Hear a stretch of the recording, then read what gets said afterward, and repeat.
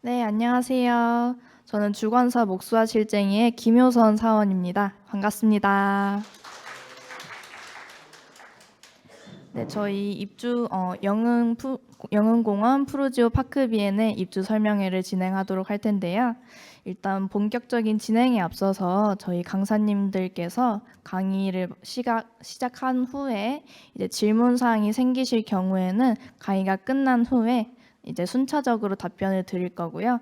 그리고 유튜브로 시청하시고 계시는 분들께서는 채팅으로 남겨주시면 강사님들께서 확인 후 답변을 드릴 예정입니다. 그리고 혹은 이제 카페 내에다가 Q&A로 질문 남겨주시면 답변 드릴 예정입니다. 그럼 지금부터 저희가 열심히 준비한 영흥공원 파크비엔 푸르지오 저희가 입주 설명회를 시작하도록 하겠습니다. 오늘 진행하는 입주 설명회 식순 먼저 설명을 드리겠습니다. 우선 첫 번째 시간으로 입주 예정자 협의회 인사말과 성과 보고 시간을 갖도록 하겠습니다. 다음 순서로는 목사 실쟁이의 인사 및 입주 박람회 소개 시간을 갖도록 하겠습니다. 세 번째로는 법무법인 아크로에서 단체 등기 및 대출 관련 안내 설명 시간을 갖겠습니다. 마지막으로는 사전점검 대행업체 홈체크에서 사전점검 절차 및 준비물과 셀프 점검 하자체크 강연 시간을 갖도록 하겠습니다. 먼저 입주 예정자 협의회의 인사말 및 성과 보고 시간을 갖도록 하겠습니다. 잠시 기다려 주시기 바랍니다.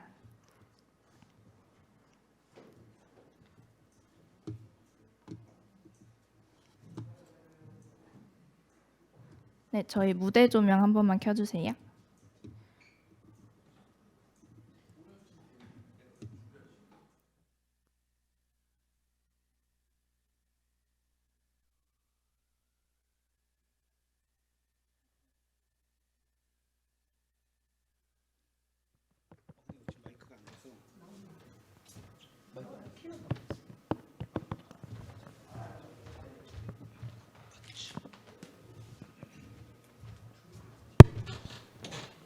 제가 쓰고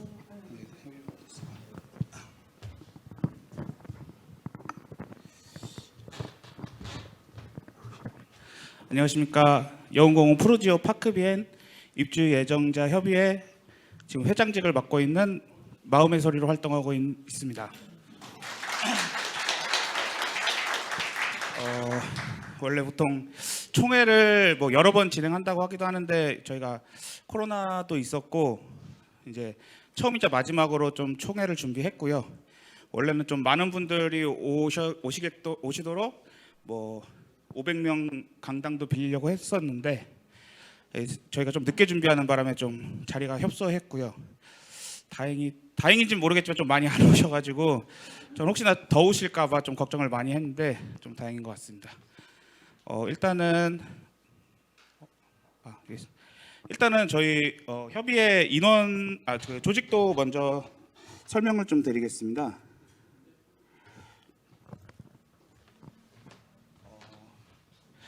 협의회분들 좀 나와 주시겠어요?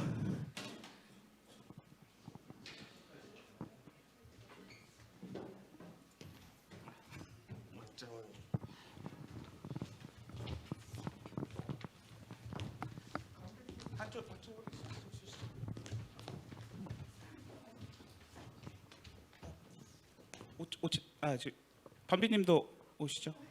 예.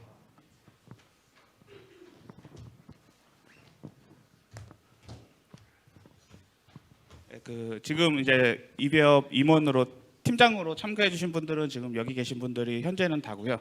이제 개인 사정으로 못 오신 분들이 좀 있어서 그건 좀 양해 말씀드리겠습니다.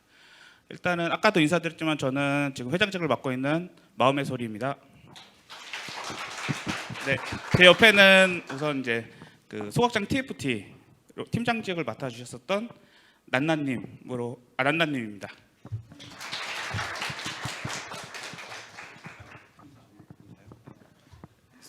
하셨는데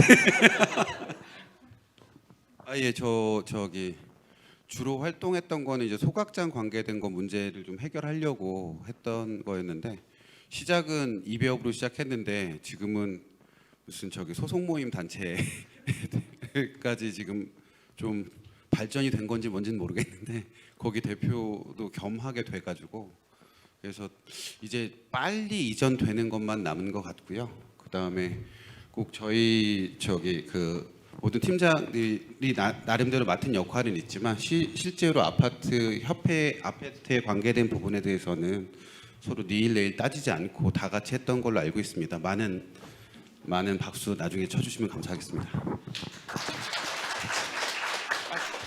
네, 안녕하세요. 다리네입니다. 홍보팀장 맡고 있고요. 중간에 팀장으로 바뀌면서 원래는 부출입구일을 좀 더 많이 하고 있었는데요. 팀장으로 직책을 받게 되면서 이 자리에 서게 됐습니다. 잘 부탁드립니다. 네, 안녕하세요. 감사 맡고 있는 권호철이라고 합니다. 사실 저는 하는 일이 거의 없고요. 네, 여기 계신 분들이 많이 말석으로 가야 되는데 어쩌다 보니까 중간에 들어왔습니다. 네, 그 협의회 저희 지원금 주신 거 당연히 허투루 쓰이지 않지만 그런 것들 한 번씩 보면서 같이 하고 있습니다. 네. 안녕하세요. 저는 온라인 팀장이고요. 카페와 톡방 관리를 맡고 있습니다. 지금처럼 모두 서로 존중하고 죄송해요. 이게 서로 존중하는 입주 예정자분들 보면서 제가 톡방이나 카페 관리에 뿌듯함을 많이 느끼고 있고요.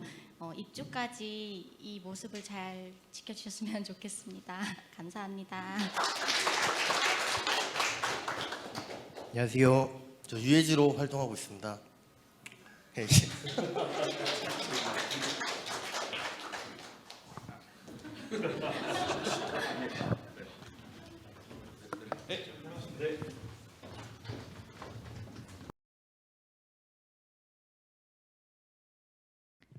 네, 안녕하세요. 그럼 지금부터는 영흥공원 푸르지오 파크 비엔의 입주 박람회 공식 주관사인 목살 칠쟁이에서 인사를 드리도록 하겠습니다.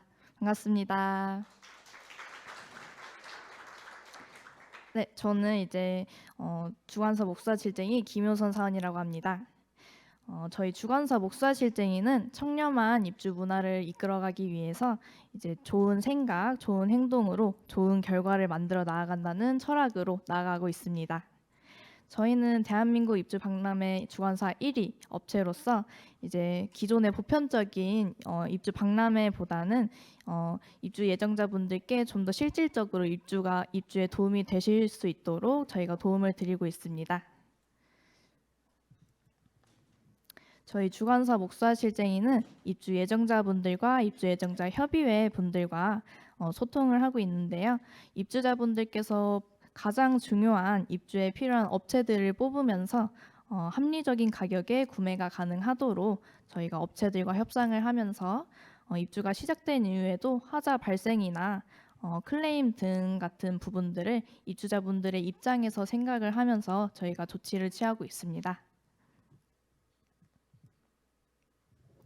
저희가 다시 말씀드리자면 저희는 단순히 박람회 운영만을 하는 것이 아닌데요.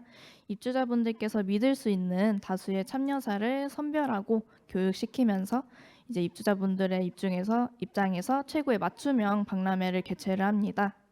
그리고 입주 후에도 문제 발생 시 입주자분들의 입장에 맞춰서 맞춤형 컨설턴트를 통하여 문제를 해결해 드리고 있는데요.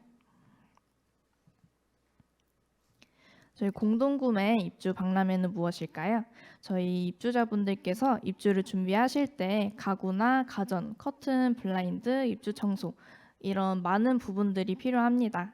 이 많은 부분들을 한눈에 볼 수 있도록 저희가 이제 대관을 해서 이제 입주 박람회장에서 다 준비를 해놓은 것이 입주 박람회입니다.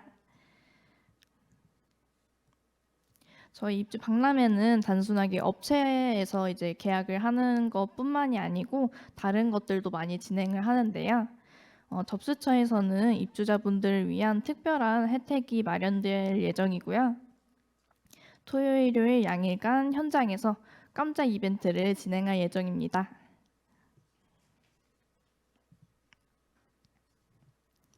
저희 입주자분들께서는 이제 코로나로부터 이제 안전한 행사에 대해서 걱정이 많으실 텐데요.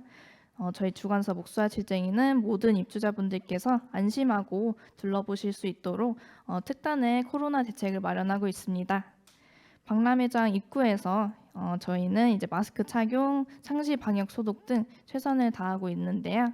행사장 내에는 전문 방역팀을 배치하여서 박람회 전후에 이제 방역 소독을 전체적으로 진행하고 있습니다.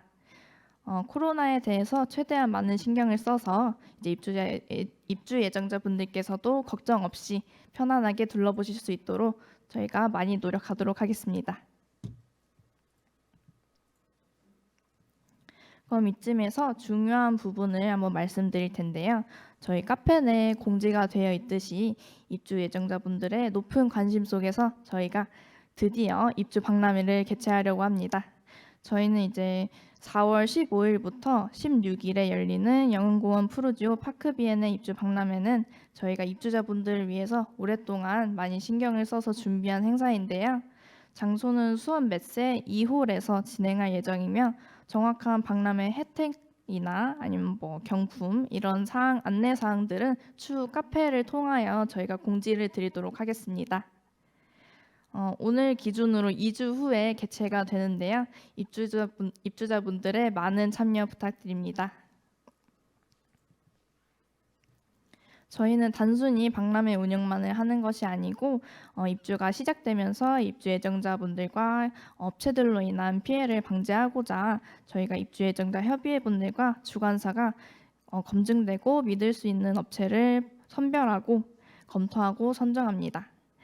문제가 발생했을 때에는 저희 주관사 콜센터나 입주자 카페 내 Q&A 게시판 아니면 네이버 컴플레인 폼을 통하여 접수를 해주신다면 주관사에서 문제가 원활하게 해결될 수 있도록 조치를 해드리도록 하겠습니다.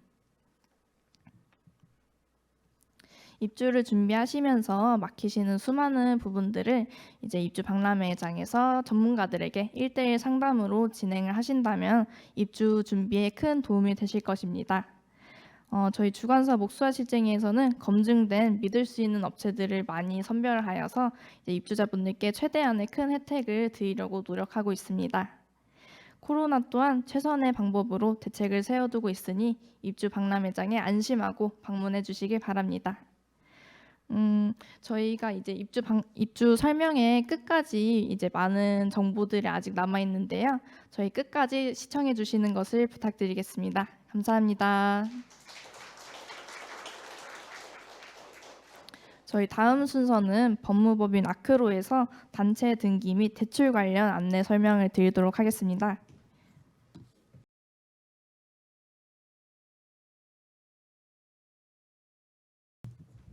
안녕하십니까. 법무법인 아크로의 담당 사무국장 이진호입니다. 저희 아파트의 등기 종류부터 해서 등기에 관련된 설명을 시작하도록 하겠습니다. 등기의 종류는 보시다시피 소유권 보존 등기, 소유권 이전 등기, 근저당 설정 등기로 나눠져 있고요. 소유권 보존 등기는 시행사에서 진행하는 부분이기 때문에 소유권 보존 등기가 완료되면 저희 명의자 앞으로 소유권 이전 등기를 할 수 있습니다. 근저당 설정 등기 같은 경우는 대출을 받으시는 분들은 근저당 설정 등기를 진행하게 되어 있습니다. 법무 보수료 부분 항목을 보시면 일반적으로 저희가 법무사한테 저희 아파트를 등기 대행을 맡기시게 되면 여러 가지 비용들이 발생되게 되지만 저희 아파트를 기준으로 했을 때 정회원, 여기는 표결회원 기준으로 했을 때는 전액 무료로 저희가 등기를 진행하고 있습니다. 보시는 표와 같이 정회원, 여기 표결회원 기준으로는 다 무료이시고요. 그 외에 카페를 가입 안 하시거나 일반 회원분 같은 경우에는 20만 원의 그 비용이 발생될 수 있으니 지금이라도 저희가 그 표결 회원에 가입하셔서 저희 업무를 보시는 데 있어서 좀 힘을 실어주시면 될 것 같고요. 그 법무법인의 수익은 어디서 날까라고 많이 궁금해하시는데 저희는 그 은행과 협약을 통해서 은행의 설정에 대한 업무를 대행하게 되어 있습니다. 그래서 은행으로 받는 근저당 설정 보수료로 저희가 운영하고 있습니다. 그 등기 서류 접수 방법에 대해서는 크게 두 가지가 있는데 대출 받으신 세대 같은 경우는 저희랑 협약된 은행 가서 서류를 제출하시면 저희가 해당 은행에 방문해서 서류를 수령합니다. 그러면 대출이 없는 세대는 어떻게 하시냐? 과거에는 다 저희가 우편으로 받았는데 그것도 불편하다 하시는 분 입주민이 많이 계셔가지고 저희가 입주일이 개시되면 관리사무소랑 협업을 해서 저희 무인 서류함을 만들어 놓습니다. 그러면 퇴근 이후나 아니면 쉬시는 날 서류함에다가 서류를 비치해 주시면 저희가 주에 2회 3일 방문해서 서류를 수령하게 되어 있습니다. 그 서류를 수령하면 그 입주민한테 전화 드리니까 무대출 세대 같은 경우는 서류함을 적극적으로 이용해 주시면 될 것 같습니다. 단체 등기 업무 절차에 대해서 말씀을 드리면 앞서 말씀드린 것처럼 소유권 보존 등기는 시행사로부터 진행이 되는 거고 그 보존 등기 일자는 준공일로부터 60일 이내에 시행사에서 해야 됩니다. 그 보존 등기가 접수가 완료되면 저희 앞으로 올 수 있는 소유권 이전 등기를 해야 되는 부분은 약 60일입니다. 그러니까 보존 등기일로부터 저희가 진행하는 게 60일이기 때문에 대략 저희가 등기가 나오는 기간은 한 90일 정도 생각하시면 될 것 같습니다. 먼저 은행에 가서 대출 신청을 하시는 분들은 은행에 대출 신청을 해주시면 되고 이 모든 절차에 거치는 것들은 다 저희가 법인에 대행해드리기 때문에 은행에서 대출 신청하신 분들은 저희가 은행에 서류를 받아와서 이 모든 부분들을 다 대행해서 안내드릴 거고요. 무대출 세대 같은 경우는 아까 말씀드린 것처럼 서류함에 접수를 해주시면 저희가 수령해서 이 모든 부분들을 다 대행해서 안내해드릴 겁니다. 두 번째, 취득세 부분이 가장 큽니다. 세금 중에서는. 그러니까 취득세는 잔금일로부터 60일 이내 신고 납부를 해야 되는데 저희한테 서류가 온 세대들은 세금 신고부터 납부 방법까지 다 안내해 드리고요. 납부의 방법도 여러 가지가 있습니다. 본인이 직접 납부할 수도 있고 저희가 세금 신고를 하면 이렇게 위택스에서 직접 카드로 납부도 가능하십니다. 이런 부분들은 저희 카페 내에서 납부하는 방법이나 이런 것들 설명을 다 올리겠습니다. 저희가 이제 운영 중인 단체 등기 시스템이 있는데 저희 법무부의 낙호로로 접수해 주시면 등기에 관련된 진행 사항을 수시로 핸드폰으로 실시간으로 볼 수 있으십니다. 진행 내역을 보시면 진행 단계, 내가 내일 취득세가 얼마고 인지세가 얼마고 채권이 얼마라는 것들이 일명요연에 볼 수 있기 때문에 이걸 보시고 직접 납부해 주시면 가능하시고요. 이걸 통해서 나중에 저희가 채권 환급도 여기에 본인의 계좌를 입력하시면 입력된 계좌로 저희가 채권 환급이 진행되도록 하고 있습니다.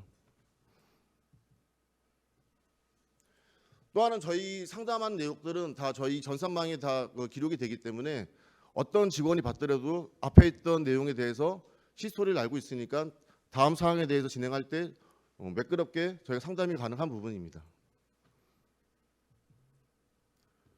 등기 업무 자동화 프로그램 한번 보시겠습니다.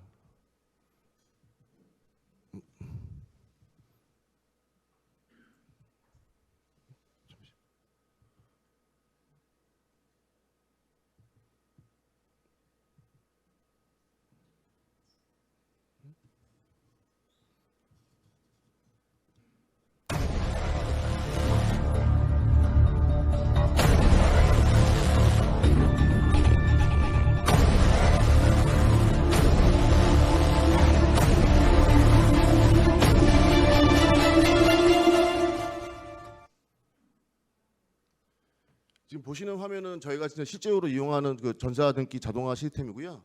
요즘 직원들도 마찬가지지만 야근이나 이런 것들을 하지 않고 이제 빠른 시간 내에 퇴근하는 원하기 때문에 저희 같은 경우는 단시간 내에 많은 서류를 준비하려면 일일이 직원들이 다 이걸 기입할 수가 없습니다. 그래서 저희가 이런 전산 자동화 프로그램을 개발해서 실시간으로 저희가 하루에 한 1000세대 이상 정도는 매일 기입을 하고 이거로 인해서 세금 납부까지 가능하기 때문에 우리가 원하는 시간에 빠르게 신속하게 저희가 업무 처리를 할 수 있는 부분입니다. 마지막으로 이제 생애 최초 취득세 감면에서 말씀을 드리면 이번에 이제 바뀐 게 규정에 의해서 이제 주택가 12억 미만은 그다음에 소득의 구분 없이 처음으로 주택을 구입한 세대에 대해서는 최대 감면 200만 원, 그러니까 200만 원에 대한 감면을 받을 수 있고 나머지 필요한 서류를 다 저희한테 제출해 주시면 저희가 맞춰서 서류를 준비해서 생애 최초 감면을 하기 위해서 모든 자료를 다 준비한 다음에 안내해 드리도록 하겠습니다. 이상으로 저희 질문 마치고요. 저희가 입주가 시작되면 1대1 오픈 채팅방이 운영되기 때문에 필요한 사항들 질의 주시면 거기서 저희 직원들이 답을 다 드리기 때문에 편리하게 이용할 수 있을 것 같습니다. 다음은 제일 중요한 궁금하신 이제 은행에 대해 설명을 드릴 겁니다. 하나은행에서 나와 주셨습니다.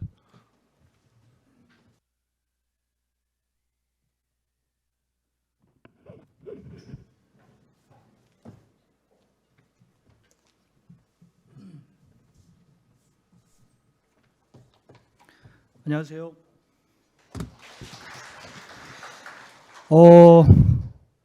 일단 축하드리고요. 저는 하나은행에서 대출 상담사 부장을 맡고 있는 김영환이라고 합니다.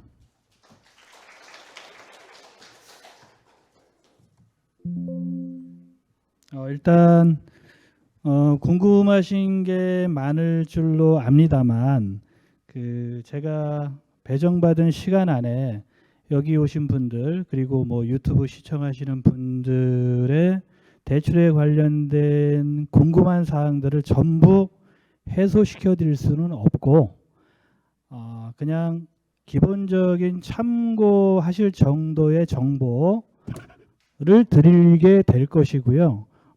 아마 많이 부족하게 될 겁니다. 부족할 겁니다. 그러나 일단 주어진 시간 안에 최선을 다해서 설명을 드리도록 하겠고, 혹시 추가적으로 상담이 필요하시다거나 궁금하신 사항이 있을 경우엔 저희 직원들이 오늘 뒤에 많이 나와 있어요. 저희 직원들한테 나중에 끝나시거나 또는 휴식하는 시간에 연락처를 주시거나 또는 저희 직원들한테 명함을 달라고 하면 드릴 거예요. 그러면 연락처를 주시는 분들한테는 저희가 중간에 바뀐 정보라든가 또는 상품에 관련해서 그때그때 저희가 정보를 드릴 거예요. 문자로나 전화로. 그렇게 할 것이고, 또는 뭐 연락처를 받아 가신 분들은 언제든지 전화를 주시면 상세하게 상담을 해드릴 겁니다. 관련해서.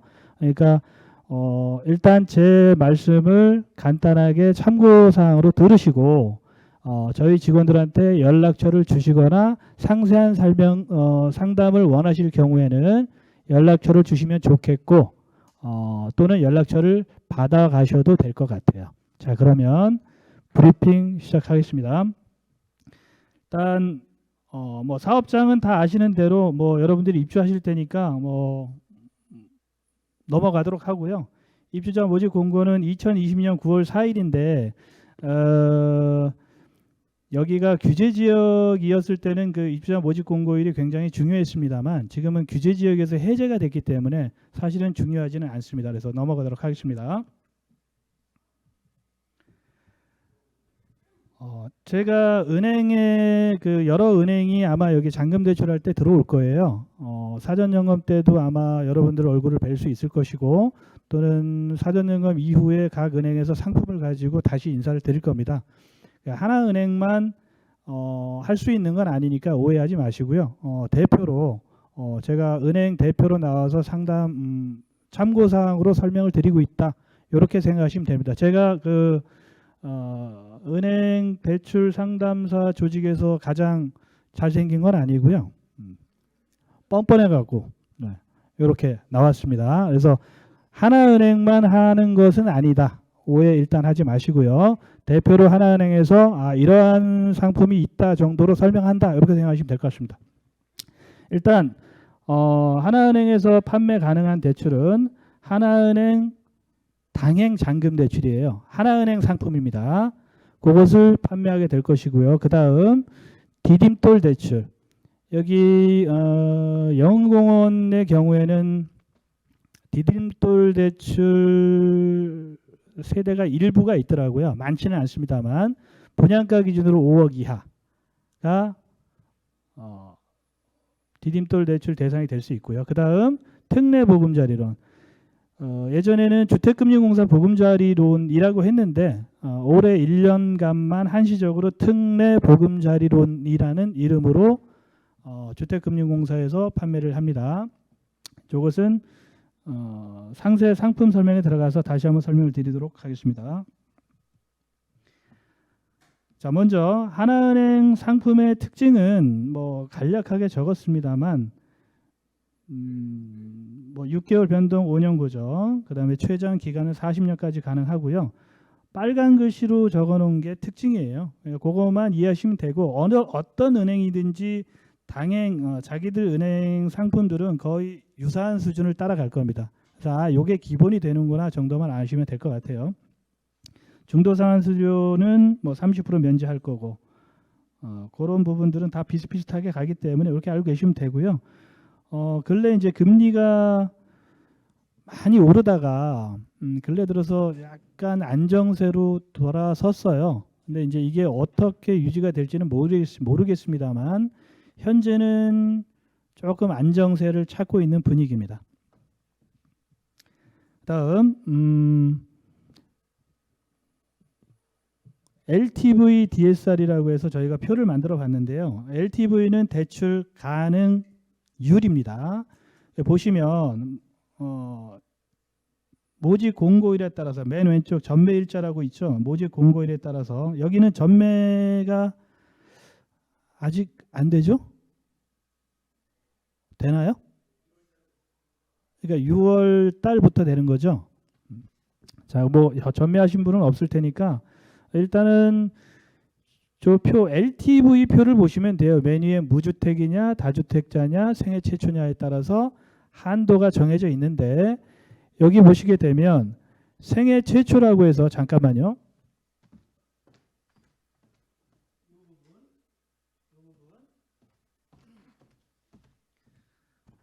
생애 최초로 전 세대원들이 생애 최초로 주택을 구입했을 경우에는 한도가 75%라고 되어 있어요. 그런데 최근에 저희 하나은행에서 내부 규정을 바꿔서 최대 80%까지로 바꿔놨습니다. 제가 수정이 됐기 때문에 다시 한번 설명을 드리는 겁니다. 75%가 아니고 80%입니다. 한도는 내가 이 정도 받을 수 있겠구나 생각하시면 돼요. 그래서 내가 주택이 있느냐 없느냐 또는 생애 최초로 대출을 받는 것이냐에 따라서 한도가 정해진다. 다음 DTI 같은 경우에는 크게 신경 쓰지 마시고요. 신경 쓰셔야 될 것은 이제 뭐 DSR이라는 것인데 그것도 뭐 소득이라는 걸 여러 가지 저희가 뭐 신용카드라든가 쓰는 방법들은 여러 가지가 있고요. 또는 부족할 경우에 배우자분들까지 합산해서 계산할 수 있기 때문에 뭐 소득이 적어서 대출을 못 받는다 하는 경우는 거의 없습니다. 일단 너무 걱정 안 하셔도 될 것 같고요. 다음은 이제 주택금융공사 상품으로 첫 번째 디딤돌 대출이 있고요. 두 번째 특례보금자리론이 있습니다. 대출 한도라든가 내가 어디에 해당될 수 있느냐 부분은 참고 삼아 보시면 될 것 같고요. 자, 디딤돌 다시 한번 보여드릴게요. 해당되시는 분들은 디딤돌을 받으실 수 있는 분들은 디딤돌을 받는 게 가장 좋아요. 고정금리로 최저 수준으로 받을 수 있는 현 상태에서 가장 좋은 대출이라고 보시면 되는데 영흥공원은 뭐 워낙에 좋은 아파트라 대상자는 많지 않을 걸로 보입니다. 참고사항으로 보시기 바라겠고요. 특례보금자리론 다시 한번 보시면 되고 금리는 밑에 4월달 금리는 일단 이 금리로 동결됐어요. 그러나 여러분들 입주하시는 시기가 6월 말이기 때문에 그때는 어떻게 될지는 모릅니다. 그때 가서 다시 한번 저희가 상품을 홍보할 때 다시 한번 말씀을 드린다. 그렇게 알고 계시면 되겠고요. 자, 이것은 주택금융공사 특례보금자리론과 디딤돌 대출을 신청하는 방법입니다. 신청 절차를 저희가 표로 만들어 놓은 것인데요. 간단하게 주택금융공사 홈페이지에 들어가셔서 회원 가입하시고 각자 상품 디딤돌이면 디딤돌, 특례보금자리론이면 특례보금자리론을 선택하셔서 신청을 하시되 만약에 하나은행을 한다 그러면 하나은행을 선택하시고 저희가 지정해 드리는 지점을 선택하시고 따라 들어오셔야 됩니다. 그러니까 은행이라고 내가 신청하고 싶다고 해서 아무 은행이나 아무 지점이나 선택을 하게 되면 안 됩니다. 영흥공원 푸르지오는 입주하는 아파트이기 때문에 후치담보 승인이 된 은행과 지점만 신청이 가능합니다. 그래서 나중에 여러분들 이제 연락처를 남겨주시고 가면 저희가 지금부터 신청이 가능합니다. 이렇게 문자를 보내드려요. 그러면 그때 가능하신 은행, 하고 싶으신 은행, 그 다음에 지정된 지점 지정하셔서 신청하시면 돼요. 참고로 디딤돌과 특례보금자리론은 잔금일, 내가 잔금을 치르고자 하는 날, 대출을 받고자 하는 날로부터 70일 이전부터 신청이 가능합니다. 그리고 최소 30일 전, 70일 이내 30일 이전까지만 신청이 가능합니다. 그래서 그 날짜를 잘 보셔야 돼요. 내가 보름 있다가 입주를 하는데 잔금을 치르는데 그때 특례를 신청하거나 디딤돌 신청하면 안 됩니다. 그래서 기간을 잘 보시고 70일 전부터 30일까지 디딤돌과 특례보금자리로는 70일 전부터 30일까지 신청이 가능하다. 그래서 여러분들이 가지고 계신 그 일정, 잔금 치르는 일정 잘 보셔서 거기에 맞춰서 신청을 하시면 되고요. 다시 한번 말씀을 드리지만 저희한테 이제 그 정보를 주시게 되면 저희가 그걸 다 알려드려요, 다시. 그래서 주실 수 있는 분들은 주시고 가시면은 더욱더 편리한 상담을 하실 수 있을 겁니다. 자, 그 다음 Q&A를 간단하게 적어놨는데요. 대출을 하다 보면 가장 많이 질문하는 것들만 적어놨습니다. 금리는 차이가 있나요? 네, 차이 없습니다. 이것은 이제 후지담보로 저희가 별도로 승인을 받아서 하는 대출이기 때문에 뭐 신용 등급이 안 좋아서 대출이 불가능할 수는 있습니다만 신용 등급이라든가 이런 거에 따라서 부수거래나 이런 거에 따라서 대출 금리는 달라지지 않습니다. 아마 저렴하게 받을 거예요. 현재 그 주택이 입주하는 아파트 말고 그냥 내 집으로 대출을 받는 분들하고 금리 차이가 꽤 날 겁니다. 신규 입주하는 아파트들은 조건 없이 금리를 싸게 가져갑니다. 다음 대출 실행 시 입주 잔금은 나중에 치르고 중도금 대출만 대환할 수 있느냐라고 묻는 분들이 간혹 계십니다만 영흥공원 푸르지오는 워낙에 좋은 아파트이기 때문에 없으리라 생각합니다. 맞죠?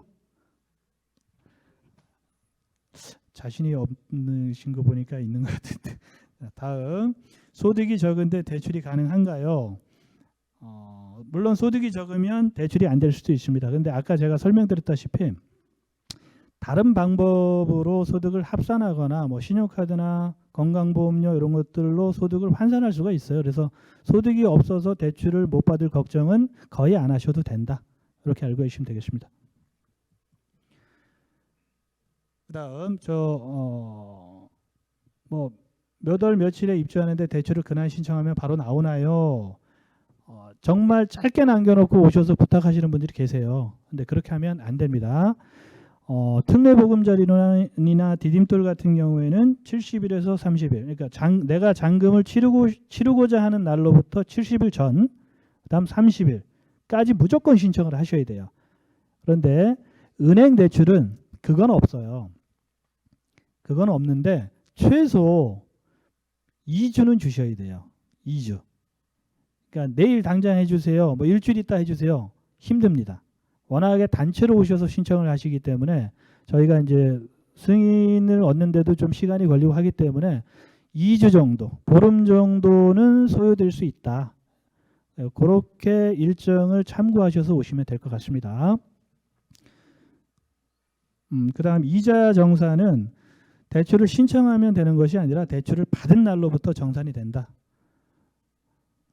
그다음 대출 신청 시 계약서는 원본을 제출해야 됩니다. 분양계약서 말씀드리는 겁니다. 분양계약서는 원본을 제출을 해주시면 나중에 소유권 할 때 저희가 그 아까 법무법인 아크로를 통해서 넘겨드리면 아크로에서 근저당권 설정과 소유권 이전을 한꺼번에 한 다음에 나중에 여러분들께 직접 돌려드리게 될 것입니다. 그래서 원본을 주셔야 된다. 중도상환수수료가 없는 상품이 있느냐? 없습니다. 중도상환수수료는 다 있습니다. 특례보금자리로는 없네요. 특례보금자리로는 중도상환수수료가 없습니다. 근데 6월 말까지 특례보금자리론이 남아 있겠느냐는 모르겠습니다. 일단은 현재 절반 정도 소진이 된 것 같아요. 34조 한 달 했는데 한 17, 8조 나간 것 같거든요. 그러니까 절반 정도 소요된 것 같은데 모르겠습니다. 근데 지금 뭐 은행 금리가 특례 보금자리론이 꼭 유리하다, 엄청나게 좋다 이 정도는 아니라서 뭐 그때 상황 보셔서 그때 가셔서 저희 직원들이 선택하는 걸로 하시면 아마 딱 좋을 겁니다. 다만 은행 상품의 이제 중도상환 수수료는 일반 주택담보대출 대비해서 면제율이 높아요. 그래서 기본적으로 최초 대출 금액의 30%는 면제가 됩니다. 처음 내가 1억을 대출을 받았다. 그러면 1억의 30%, 3천만 원은 매년 면제됩니다. 1년 차 30%, 2년 차에 30%, 3년 차에 30%씩 매년 면제가 됩니다. 중간에 내가 1억을 쓰다가 5천만 원을 갚았다. 그럼 5천의 30%가 아니고 최초 1억의 30%가 면제가 됩니다. 중도금 대출을 계속 유지하면 되느냐? 안 됩니다. 잔금과 동시에 중도금 대출은 상환해 주셔야 됩니다. 대출 신청은 아무 지점으로 가면 되느냐? 안 됩니다. 아까 말씀드렸다시피 지정된 은행과 지정된 지점으로 가셔야만 대출 신청이 가능하다. 이렇게 알고 계시면 되겠습니다. 다음 저희 하나은행은 마지막으로 취급 지점은 정해졌습니다. 하나은행 영통금융센터 지점과 신용통 지점 두 군데에서 진행을 하게 될 것이고요. 담당자는 뭐 저기 연락처를 적어놨는데요. 가장 일 잘하고 잘생긴 사람 위주로 적어놨습니다. 그냥 메모해 두셨다가 연락하시면 되고 가장 좋은 방법은 저희한테 연락처를 주고 가시니까 가장 좋아요. 연락처를 주지 않으시면 저희가 별도로 연락을 드릴 수가 없습니다. 그래서 오시는 분 연락처를 전화를 받는 것도 사실 쉽지 않은 문제라서 주시고 가는 게 가장 좋다 이렇게 말씀드리고요. 자, 여기까지 저희가 준비한 브리핑이고요. 혹시 질문하실 것이 있으면 몇 가지만 받아보도록 하겠습니다. 손 들고 말씀해 주시면.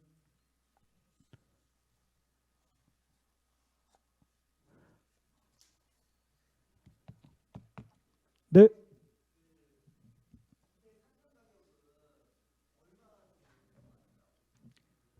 주택 가격요? 예. 네네. 일단 주택금융공사의 디딤돌 대출과 특례 보금자리로는 분양가를 기준으로 합니다. 그런데 은행에서 나갈 때는 은행은 가격을 별도로 산정하는데 감정을 합니다. 별도로 감정을 해서 그 감정가를 기준으로 합니다. 그렇다면 여러분들께서 하셔야 될 것은 뭐다? 가격을 올리는 작업을 하셔야죠. 그렇겠죠? 가만히 계시지 마시고 부지런히 다니시면서 시세도 알아보시고 주변 인근에 좀 근데 뭐 영흥공원은 제가 봤을 때 좋을 거예요. 그런데 근래 들어서 이제 주택 가격이 약간 하락세라는 얘기를 많이 들으셨죠? 그것 때문에 조금 걱정이 되긴 합니다만 뭐 영흥공원 푸르지오는 뭐 워낙에 입지 조건이 좋고 하기 때문에 괜찮을 거라고 봅니다만 나름대로 단지에서 또 협의회분들이랑 또는 뭐 입주하시는 여러분들이 나름대로 노력을 하시면 시세를 끌어올리는데 조금 도움이 될 거예요. 그러면 한도를 많이 받으면 아무래도 좋겠죠. 네. 또 없으십니까? 네.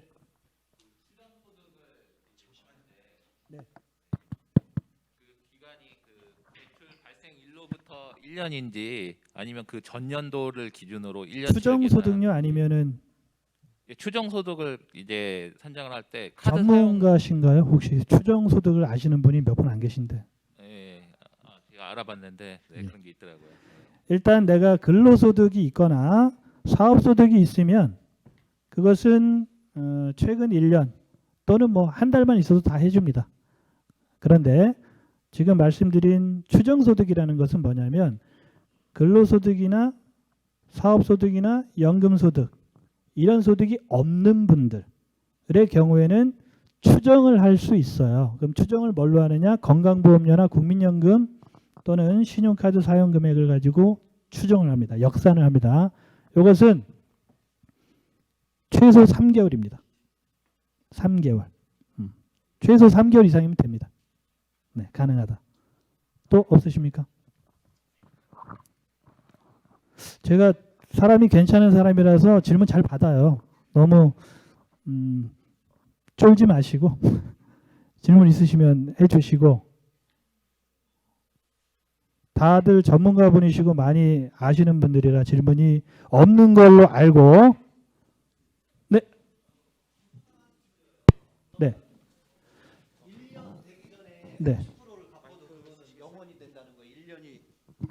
1년이 넘은 이후에 30%가 자, 그대로가 된다는 거예요. 최초에 1억을 받았습니다. 그러면 최초 대출 금액의 30%가 면제라고 했어요. 매년. 그러면 대출 받은 날로부터 1년 이내 3천만 원까지 갚으면 중도상환수율이 없어요. 3천만 대신 5천만 원을 갚아요. 그러면 3천만 원은 면제, 2천만 원에 대해서만 슬라이딩 방식으로 계산. 자, 2년 차에 다시 갚아요. 얼마를? 3천을. 그러면 3천만 원은 또 면제. 근데 그 3천만 원을 초과해서 갑니다. 그럼 그거에 대해서 부과. 이렇게 된다는 얘기입니다. 네. 그리고 3년 이후에는 없어요. 중도상환 수수료가. 네. 대출 받으신 다음에 아닙니다. 네. 또 질문 있으십니까? 없으시면 저는 이것으로 마치도록 하고요. 쉬는 시간이 있나요, 혹시? 쉬는 시간 뭐 있으시면 저희 직원들 저 뒤에 지금 대기하고 있으니까요. 연락처 주실 분들은 주시고 또 명함 받아가실 분들은 받아가시면 될 것 같고, 저는 이것으로 마무리하도록 하겠습니다. 고맙습니다. 참고로 말씀드리는데, 오늘 이제 은행을 대표해서 하나은행이 나온 거고요.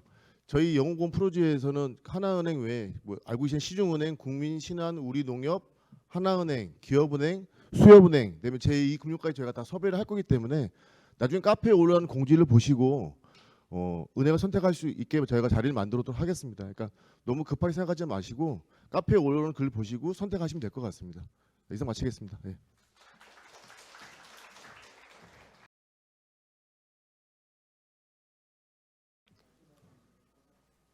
그러면 아파트 사전 점검 관련해서 저희가 한번 간단하게 설명을 해드리겠습니다. 저는 아파트 사전 점검 대행업체 홈체크에서 기술팀에 근무하고 있는 신상민 부장이라고 합니다. 감사합니다.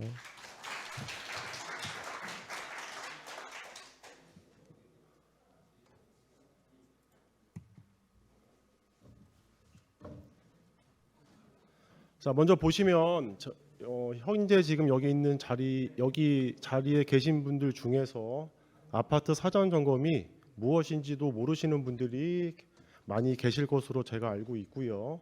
아파트 사전 점검이란 저희가 오늘 제가 이 자리에서 아파트 사전 점검의 내용, 그다음에 사전 점검 행사 시기의 중요성, 그다음에 점검은 어떻게 준비를 하는지, 그다음에 사전 점검 행사 기간에 검출되는 주요 하자의 사례, 그리고 보수 방법, 그리고 여러분들이 하자 접수를 실제로 진행했을 때 어떻게 진행해서 그거를 접수를 하는지 그 방법까지 저희가 한번 오늘 브리핑을 하겠습니다.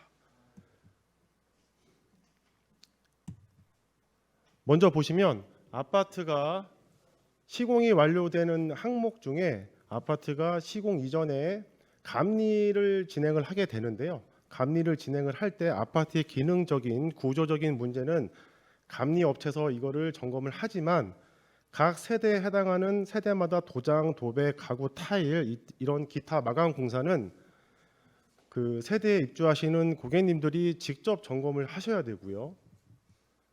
그 말은 여러분이 입주하시는 각 세대의 하자를 마감 부분, 이 부분을 직접 하자를 적출을 하셔서 접수를 하셔야 성공적으로 하자 보수를 받을 수 있게 됩니다.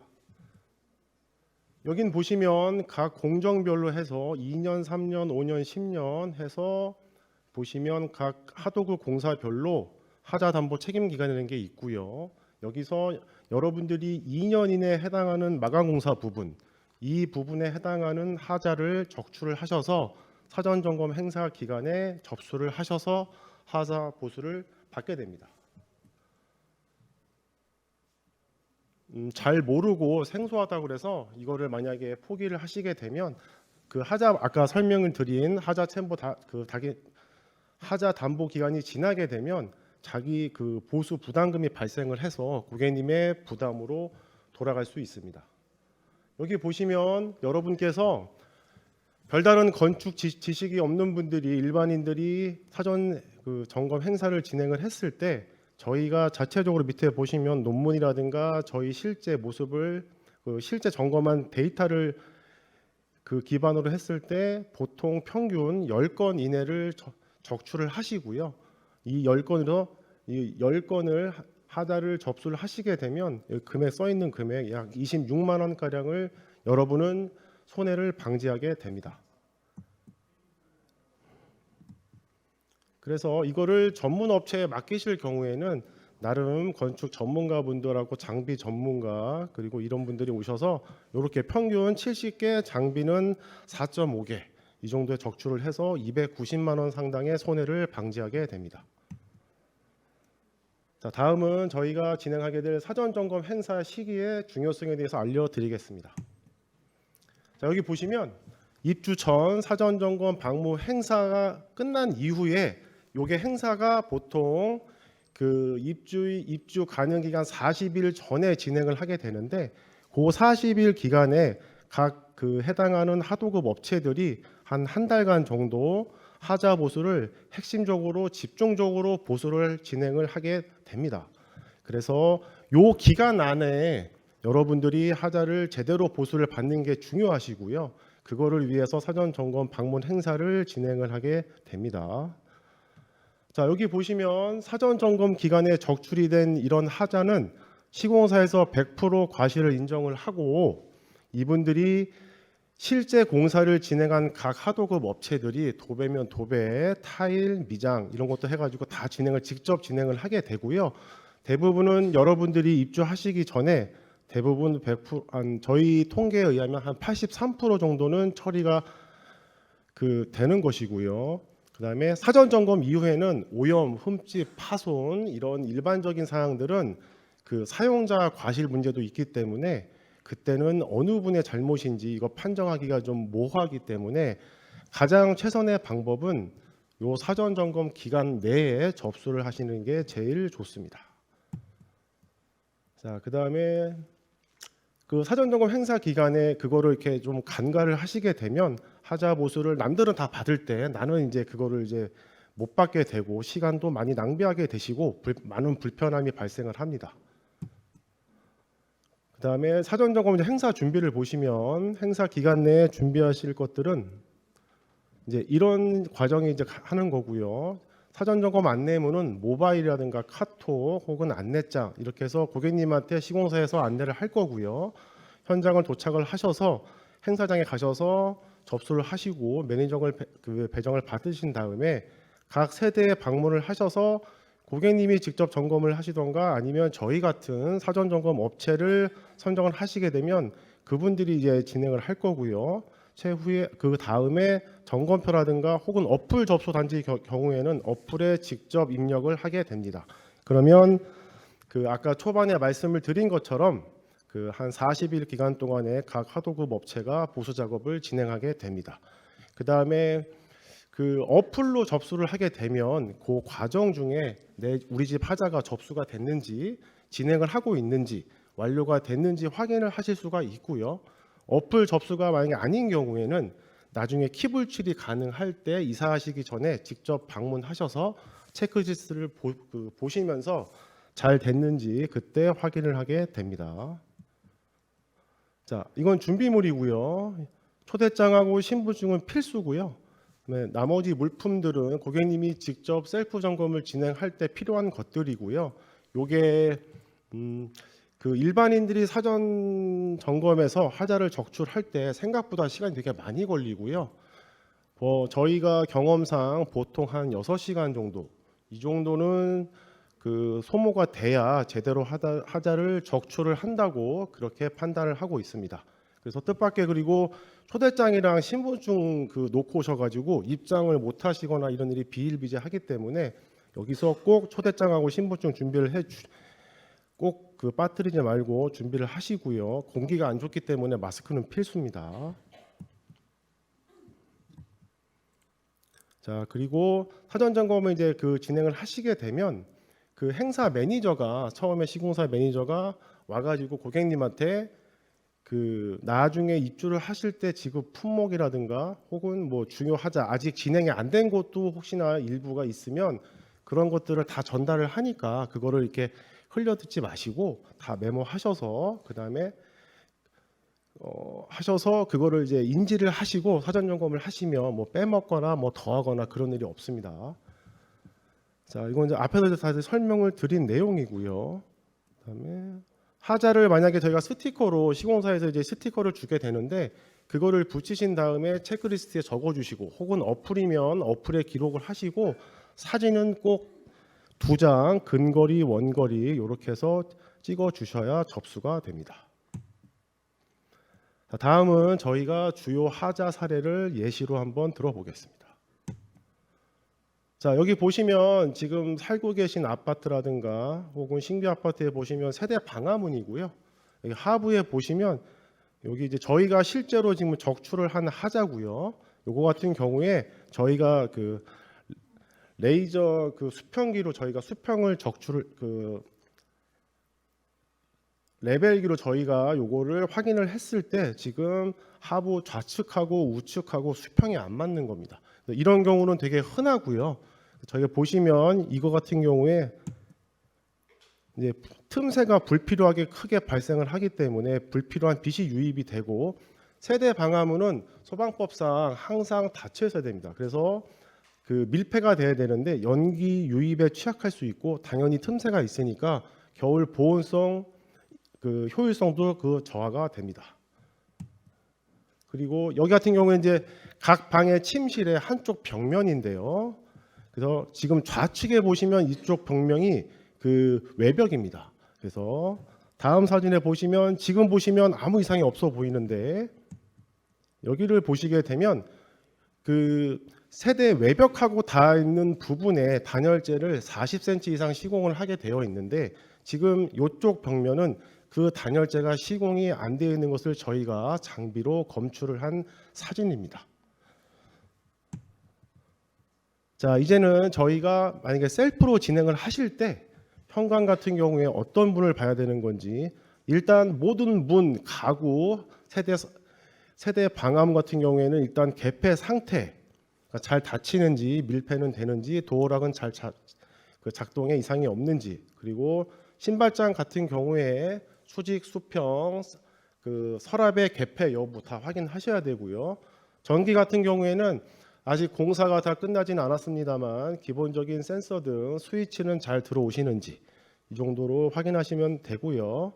바닥에 보시면 방화문 틀, 바닥 타일, 그다음에 벽 페인트, 도배 이런 마감 상태들을 점검을 하시면 됩니다.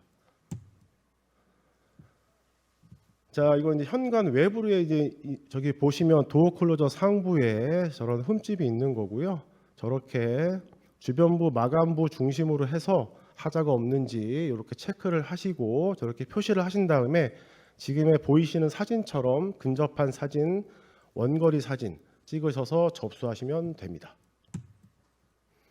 자, 이건 현관 내부고요. 현관 내부에 하부에 보시면 저런 틈새들이 발견이 되고요. 저거 같은 경우에는 나중에 저기서 이제 그 오염물질이 계속 침투한다던가 뭐 벌레가 이렇게 들어간다든가 이런 문제가 있기 때문에 이런 마감 부분을 하단부까지 충실하게 봐주셔야 합니다. 자, 이거는 뭐냐면 세대 그 내부의 타일인데요. 지금 현재 이 타일이 저희가 장비로 점검을 했을 때 들떠 있는 걸로 지금 의심이 되는 상황입니다. 바닥 타일 같은 경우에는 그 벽 타일, 바닥 타일 다 마찬가지인데 80% 이상 내용물이 충진이 돼서 우리가 그 동전이라든가 혹은 그 전문 장비로 이렇게 두들겨서 해봤을 때 들뜸 소리가 들리거나 들떠 있으면 나중에 세월이 지나신 다음에 이제 타일 마감 같은 경우에는 보증 기간이 2년인데 이게 공교롭게도 2년이 지난 시점부터 타일이 그 융기가 되고 깨지는 경우가 되게 많습니다.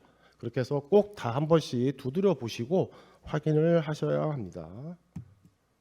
자, 이제 거실이고요. 거실의 마감 상태, 천장, 벽, 바닥, 도배, 그리고 아트월 다 보셔야 되고요.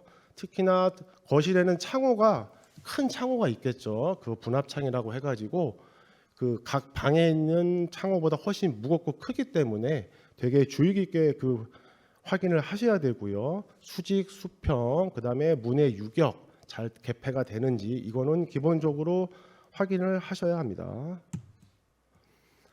자, 이건 보시면 세대 거실에 보시면 그 커튼박스 안쪽에 보시면 이런 식으로 지금 마감이 아직 덜 된 거고요.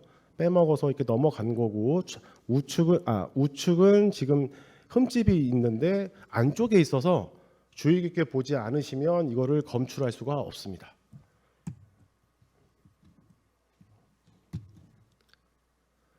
자, 이거는 이제 거실 창인데요. 거실 창에서 중요한 건 뭐냐? 일단 그 저희가 하자의 적출 그 기준이 옛날에는 이제 법에 명확하게 없었는데 지금은 국토부 고시에 이런 항목들이 다 나와 있습니다. 저희가 지금 이거 지금 흔들림이라고 쓴 이유는 뭐냐면 그 세대 이런 창호를 설치를 할 때 그 벽체 골조 마감 공사가 끝난 다음에 창호를 15cm를 거치를 하고 내부를 45cm, 25cm 정도를 단열재를 3중으로 시공을 합니다.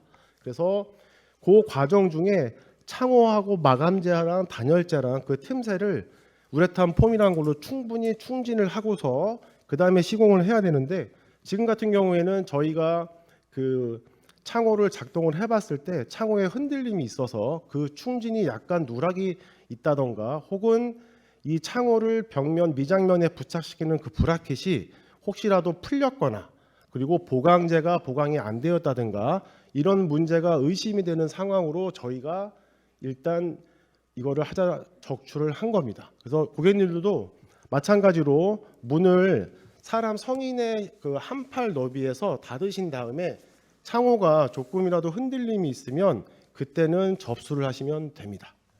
그래서 다음에 보시면 요거는 이제 그 거실에 있는 안전 난간대고요. 여기 보시면 피스가 아직 앙카가 아직 다 고정도 채 안 됐는데 바깥에서 도장 공사를 할 때 지금 이 상태로 그냥 페인트를 시공을 진행을 했기 때문에 저렇게 지금 마감 공사가 끝난 거죠. 저 같은 경우에는 미관상의 문제도 있지만 안전 난간대이기 때문에 고객님의 안전을 위해서 이런 것들도 주의 깊게 봐주셔서 접수를 하셔야 합니다. 자, 주방 같은 경우에는 똑같이 마감은 다 같이 보셔야 되고요. 벽 타일 같은 경우 파손, 줄눈, 특히 주방은 물을 많이 사용을 하시고 요리 같은 거 많이 하시기 때문에 그 타일 같은 경우에 줄눈의 미세한 틈새라든가 뭐 이런 것도 되게 큰 문제가 될 수 있어서 꼭 점검하셔야 되고요. 그리고 가구의 문짝 개폐 이런 것은 기본적으로 확인을 하셔야 합니다. 자, 여기 보시면 냉장고장 하부에 저런 마루하고 걸레바지 틈새가 있는데 그냥 저렇게 마감을 하고 진행을 한 거죠. 이런 것들을 주의 깊게 안 보시면 어차피 냉장고가 들어가니까 우린 괜찮다. 물론 무방하긴 합니다만 저렇게 하시면 나중에 구조적인 이런 틀어짐 그다음에 먼지가 당연히 유입이 되니까 세월이 많이 지나시면 그때는 문제가 커집니다. 자, 이거는 이제 세대 싱크볼 하부에 보시면 보일러 분배기 앞에 우측에 있는 사진처럼 당연히 보일러 분배기 커버가 제대로 시공이 돼야 되는데 좌측에 있는 사진은 아직 커버가 시공되지 않았습니다. 고객님의 안전과 사용상의 편의를 위해서 꼭 저렇게 커버를 시공을 해야 합니다. 이거 같은 경우에는 싱크대 상판, 아일랜드 상판 같은 경우에 상판이 무겁기 때문에 올려놓고서 추후에 고정을 하게 되는데 이게 그 작업 공정상 작업자분들이 종종 빼먹고 그냥 얹어만 놓고 가시는 경우가 가끔 있습니다. 그래서 상판 한 번씩 다 들어보시고요. 제대로 고정이 되어 있는지 한 번씩 확인하시면 됩니다. 이제 발코니인데요. 발코니 같은 경우에 난간대 같은 경우에 제 바닥에서 1m 20 이상 안전을 위해서 시공을 하게 되어 있습니다. 높이라든가 확인 꼭 하시고요. 그다음에 발코니에 보시면 세대 우수관 혹은 오수관, 급수관에서 이런 그 배기관 이런 관들이 막 지나가는데 그 주변의 마감 상태를 한번 확인을 해주시고요. 바닥에 만약에 배수 홀이 있게 되면 물을 한번 뿌려 보시고 30분에서 1시간 뒤에 물이 잘 빠지는지 꼭 확인을 하셔야 합니다. 그다음에 마감 상태는 마찬가지로 다 같이 한번 보시면 되고요. 자, 이거는 이제 발코니 2에 있는 세탁실 거기 이제 그 터닝 도어라고 해가지고 기본 문인데요. 문은 제대로 시공이 되어 있는데 지금 보시면 유리에 터닝 도어 그 유리에 실리콘을 아직 시공이 안 되어 있어서 지금 유리가 흔들리는 상황입니다. 이렇게 해서 이런 것도 꼼꼼하게 확인을 하셔야 합니다. 자, 이거는 저희가 발코니와 흔히 말하는 안방 바깥쪽에 밑에 그 분합 창틀 밑부분을 저희가 적출을 한 거고요. 지금 저렇게 보시면 시멘트 면이 저렇게 마감재랑 다 노출이 되어 있는 상태고요. 저런 부분도 꼼꼼하게 다 확인을 하셔야 합니다.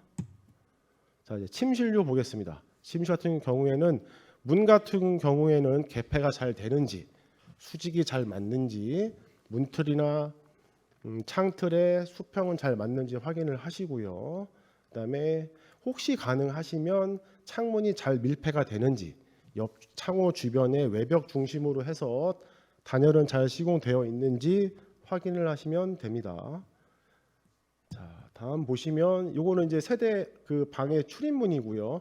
목문 같은 경우에는 아까 초반에 설명드린 것처럼 세대 방화문처럼 밀폐를 할 필요는 없습니다.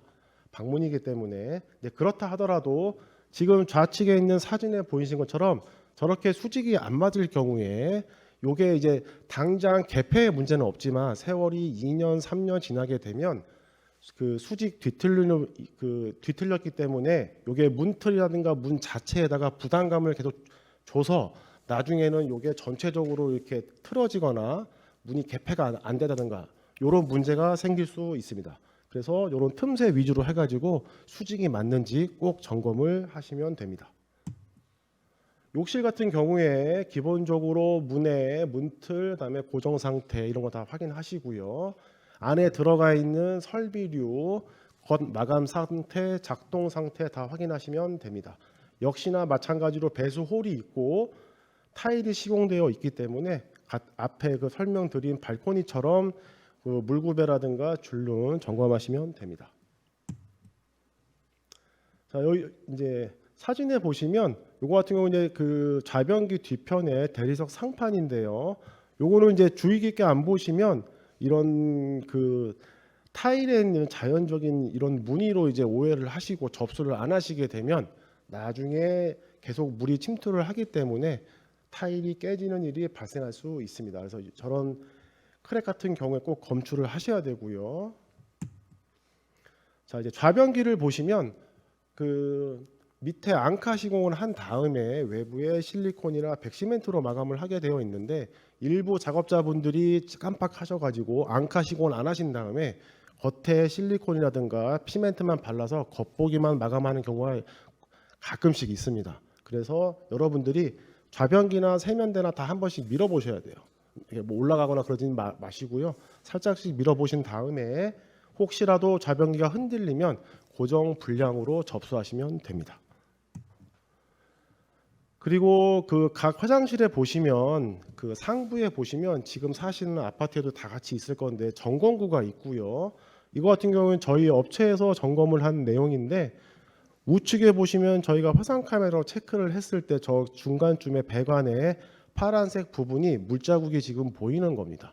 물론 아직 윗집이 입주를 안 했기 때문에 배관의 누수라든가 세대 누수 같은 경우엔 윗집에서 물을 사용해야 검출이 가능합니다. 하지만 지금 이 고객님은 조금 운이 나쁘지만 배관 주변에 지금 누수가 검출이 된 거고요. 이런 식으로 점검구 여신 다음에 다음 사진처럼 이런 오염 물질, 물 떨어진 물자국 이런 게 있는지 꼭 확인을 하셔야 됩니다. 그래서 저기 보시면 상부에 있는 그 윗집 오수관에서 저렇게 오수가 지금 검출이 된 상황이고요. 우측은 위에 지금 저희 보시면 배수관에서 물이 떨어지는 사진입니다. 이건 꼭 확인을 하시고요. 그래서 지금 여러분들이 잠시 후에 그러니까 얼마간 있다가 진행하실 사전 점검에서 방금 같은 요령으로 접수를 하셨을 때 보통 생각을 이제 많이 저한테 이제 질문을 하시는 게 접수를 하면 과연 이것들을 다 진행을 해주느냐. 근데 저희 홈체크가 지금 지난 5년 동안 100만 건의 데이터를 가지고 있고요. 여기 보시면 거기서 100세 샘플링을 했을 때 83%는 보수를 받고 있습니다. 그러니까 지금 이제 그 시공사도 인식이 많이 바뀌었고요. 그래서 접수를 하시면 거의 대부분 다 그 하자 보수가 된다고 보시면 됩니다. 자, 여기 보시면 욕실 크랙 같은 경우에 접수를 하면 이렇게 해서 우측에 보시면 저렇게 보수를 해줍니다. 이거 같은 경우에는 타일 교체를 한 거고요. 그 다음에 욕실 그 문턱에 보시면 마블턱이라고 해가지고 하단부에 저렇게 마감을 대충 하고 갔는데 이것도 이런 것도 접수를 하시면 우측처럼 저렇게 깔끔하게 마감을 다시 그 해줍니다. 그리고 세대 바깥에 외벽에 보시면 저런 페인트류 저런 상태가 저렇게 안도안 이렇게 저렇게 뭐 곰보처럼 저렇게 기포도 올라오고 이런 게 있는데 접수를 하시면 우측처럼 깔끔하게 시공을 해줍니다. 그리고 각 세대에 보시면 하얀구 그 피난구라고 있게 되는데 저 주변도 보시면 이렇게 조금 약간 마감이 좀 미비했는데 접수를 하시게 되면 우측 사진처럼 깔끔하게 마감이 됩니다. 자, 이제 부부 이제 이 집 같은 경우에는 물구배가 그러니까 물 그 바닥 수평이 안 맞아서 물이 구배 그러니까 물 빠짐에 문제가 있었는데 이거를 접수를 하면 저거는 이제 처리 후 완료는 아니고요. 저렇게 해서 그 배수 홀 주변을 다시 그러니까 그 수평을 잡아서 이게 그 1m에 1cm씩 이렇게 해서 구배 제가 자꾸 이게 일본말을 쓰게 되는데 그 구배를 줘서 물 빠짐에 문제가 없게 이렇게 해서 시공을 해줍니다. 자, 그 다음에 하자 접수 및 신청에 대해서 설명을 해드리겠습니다. 보시면 가셔서 충분한 시간을 가지시고 여러분들은 건축에 관련된 지식이 저희처럼 이렇게 전문가는 아니시니까 시간을 충분히 투자를 하시고요. 가셔서 뭐 한두 시간 만에 다 검출하겠다 이렇게 하시면 많이 힘드실 거고요.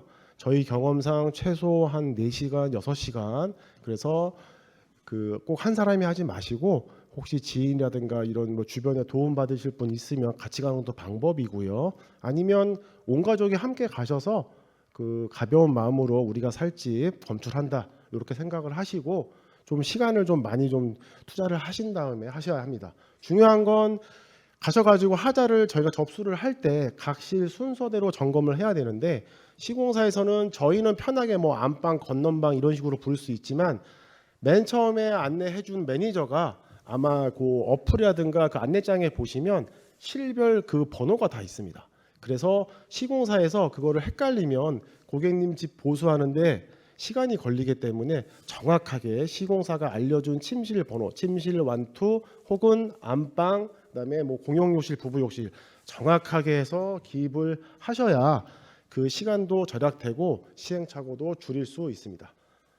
그리고 위치와 하자 내용은 당연히 그 건축 용어에 맞게 굳이 하실 필요 없고요. 편하게 그냥 평상어로 써 주시면 시공사에서 충분히 알고 있고요. 중요한 건 뭐냐면 상세하게 작성을 하셔야 됩니다.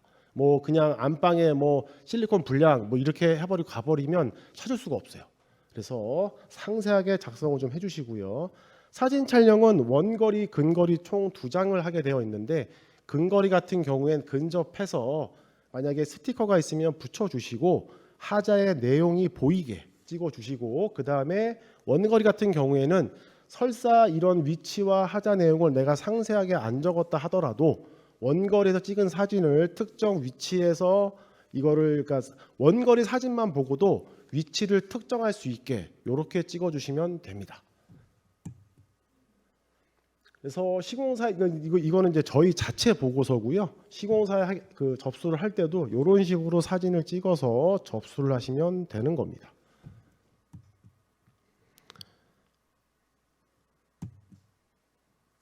자, 제가 서두에 말씀을 드린 것처럼 그 일반인은 보통 사전 점검 행사 기간 중에 10개 하자를 적출을 하게 되는데 아무래도 저희 같은 전문 업체의 경우에는 평균 80회를 지금 발견을 하고 접수를 하고 있고요.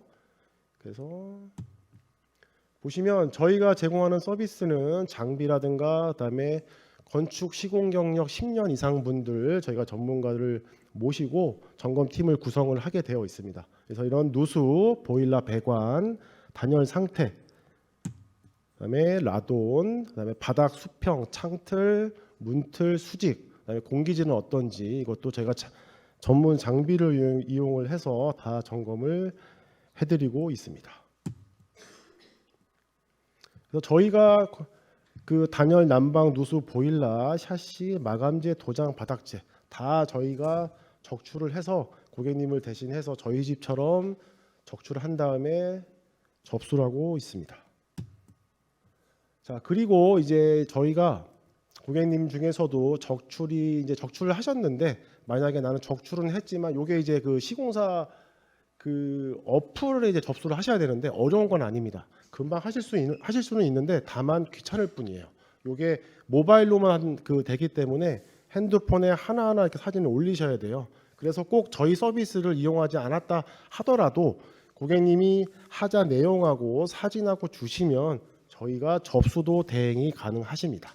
그리고 제가 아까 서두에 말씀드린 내용 중에 나중에 입주 가능 시기에 내 집이 다 그 보수가 완료됐는지 확인이 필요하다. 근데 이게 어플인 경우에는 중간중간 가능하지만 어플이 아닌 경우에는 나중에 키불출이 가능한 그 기간에만 확인이 가능하시기 때문에 그때 이사하시기 전에 직접 가셔서 잘 됐는지 확인을 하시고 그 다음에 이제 이사를 하게 되는데 그때 내가 바쁘다, 나는 귀찮다, 그러면 또 그것도 저희가 대신 해드리는 저런 사후 점검이라는 서비스도 있습니다.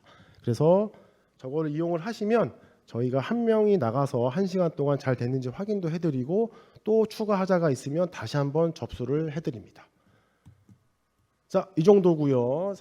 이렇게 해서 사전 점검 성공적으로 잘 마치시길 바라겠습니다. 자, 혹시 질문 사항 있으실까요?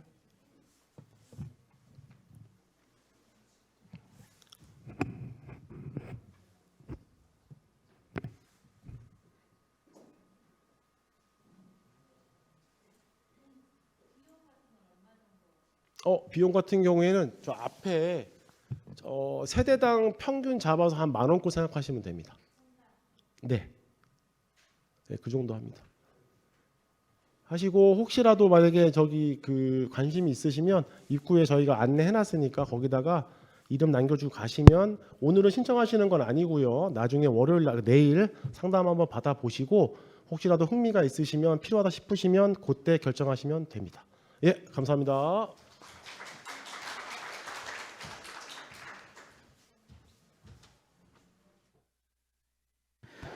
네, 저희가 이제 준비한 자료는 다 끝났고요. 안내 말씀 잠깐 드리자면은 지금 그 1층에 위에서 아까 하나은행 그 관계자분들이 지금 간단하게 상담할 수 있게 테이블 준비해서 방문해 주시면 상담이 가능하다고 합니다. 그래서 그 상담 받으실 분은 1층 그 카페테리아 쪽으로 가시면은 상담 받으실 수 있고요. 하자 쪽도 그러면은 방금 홈체크 하자 점검 쪽도 1층에서 지금 상담 받으실 수 있다고 합니다. 그리고 저희가 지금 네이밍 변경 동의서랑 버스 정차 노선 추가 동의서를 지금 여기 바로 입구 앞에서 서명을 받고 있으니까요. 그 부분도 혹시 안 하신 분들은 서명을 좀 부탁드리겠습니다. 마지막으로 이거 지금 세미나를 준비해 주신 목서 칠쟁이, 그 다음에 그 아크로, 그 다음에 홈체크 그 업체분들께 감사 말씀드리고요. 그리고 여기 참가해 주신 그 입주 예정자분들께도 감사의 말씀드리겠습니다. 고생 많으셨습니다.